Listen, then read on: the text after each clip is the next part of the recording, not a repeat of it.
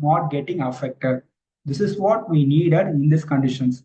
Now I want to remove the excess number of the portions. How I can remove? Either I can draw a profile and use a revolve cut to remove the portions, or there is another option called intersect. Use the intersect. Intersect is a kind of trim features. Just by intersecting two different kind of features, you can remove the excess number of the portions. I am going to select this solid body. Now choose intersect option.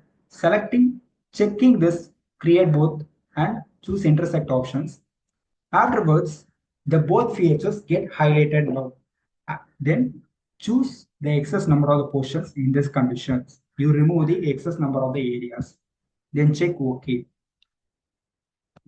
Now look at it, your solid portions gets created.